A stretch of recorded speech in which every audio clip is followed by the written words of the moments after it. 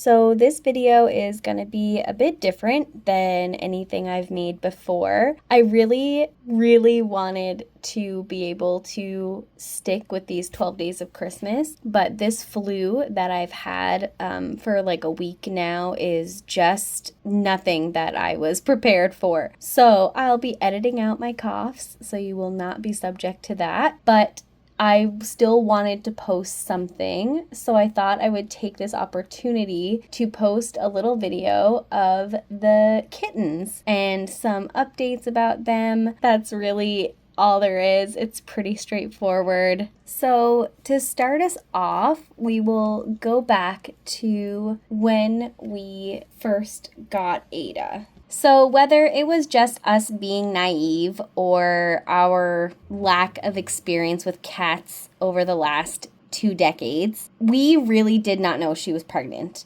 to the point that I thought she had developed a food intolerance because her belly, especially in that last week, was getting very bloated.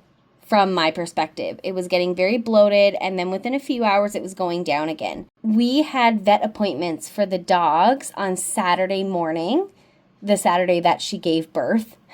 That morning we had appointments for the dogs, and while I was at the vet, I was literally asking her about potential food intolerance or like bloating issues with our new cat. And the vet gave me all these tips and tricks, things to try, and I genuinely thought that's what it was. I thought that she had some sort of food intolerance or like food issue. It wasn't until Saturday at around 7:30 p.m. I was building her cat trees, which had just come in, and she just started acting so strange.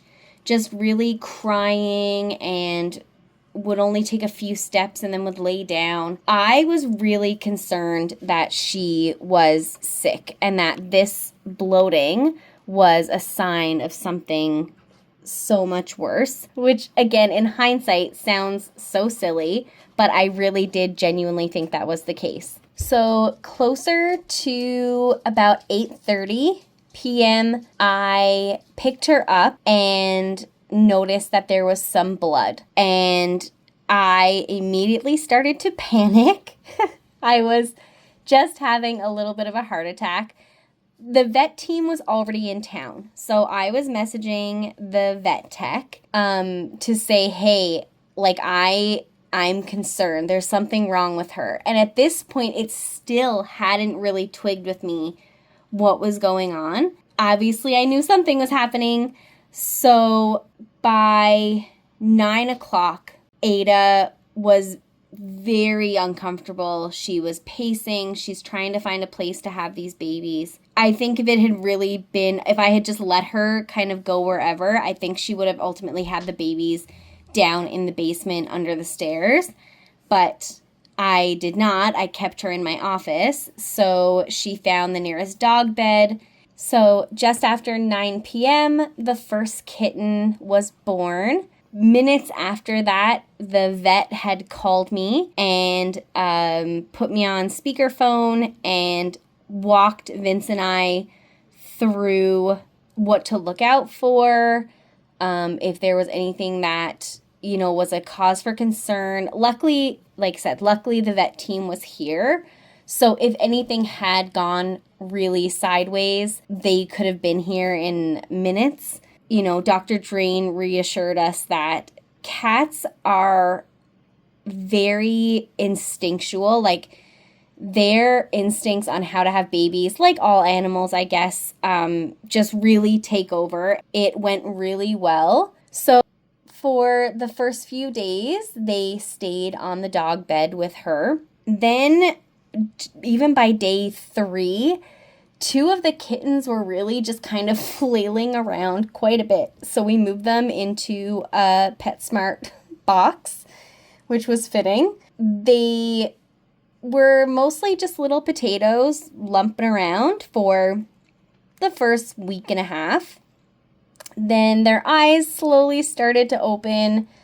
By 2 weeks, they are a little bit more aware of what's happening. They're looking a little bit more, they're adventuring a little bit more.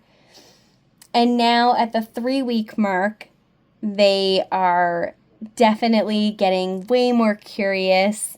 They're becoming a little bit more stable on their feet. We have kind of upgraded them to a large crate to give them some more space to move around. Ada happily comes and goes. She nurses them when it's necessary, and then she takes lots of breaks, which I think is really good for her. She is more than happy to let Tifa and Maggie kind of babysit, go and lay with the kittens, just kind of sniff around and be near everybody without any issue. I think she doesn't mind if Malcolm's around too, but Malcolm has shown very little interest in the kittens. The girls are definitely a lot more curious and want to be near the kittens more often. So thanks for sticking through this kind of odd video. Over the next 10 days, I expect that these kittens are really going to start to show their personalities. So I will be sure to do an update video before these 12 days of Christmas are over. Technically, this is day 3, but I'm calling it day 2 just because I am so far behind from being sick. So now this video series is going to get us until Christmas Day, which I think is fine, and hopefully you stick around and stay tuned for future videos. If there's anything you would like to see, if you want to suggest a video or a topic or a recipe that you want to try, by all means, let me know, and hopefully we'll see you soon. Bye-bye.